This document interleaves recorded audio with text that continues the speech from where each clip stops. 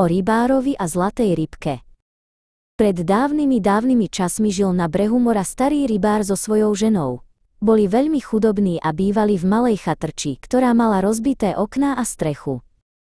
Každý deň chodil rybár k moru a hádzal doň svoju starú sieť. Jedného dňa, keď ju vytiahol, cítil, že je ťažšia ako zvyčajne. Na jeho prekvapenie, v sieti nebola žiadna ryba, len jedna malá zlatá rybka, ktorá sa naňho pozerala veľkými múdrymi očami. Prosím, dobrý rybár, pusť ma späť do mora, prehovorila rybka ľudským hlasom. Splním ti akékoľvek želanie. Rybár, hoci prekvapený, mal dobré srdce. Pustil rybku a nežiadal nič. Keď sa vrátil domov a povedal to svojej žene, tá sa veľmi nahnevala. Ty hlupák! Mohol si želať aspoň nové koryto na pranie, poslala ho späť k moru. Rybár sa vrátil k moru, ktoré bolo trochu kalné, a zavolal na rybku. Povedal jej želanie svojej ženy. Rybka mu povedala, aby sa vrátil domov, že želanie je splnené.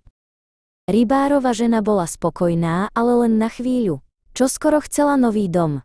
Poslala rybára späť. More bolo už o niečo viac rozbúrené. Žena chcela byť šľachtičnou, potom kráľovnou. Každým jej novým želaním bolo more čoraz viac a viac rozbúrené.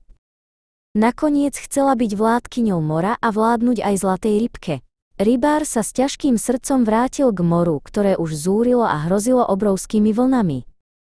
Keď rybka počula jej posledné želanie, neprehovorila už ani slovo. Rybár sa vrátil domov, no namiesto paláca našiel len svoju starú ošarpanú chatrč a svoju ženu, ktorá sedela pri rozbitom koryte.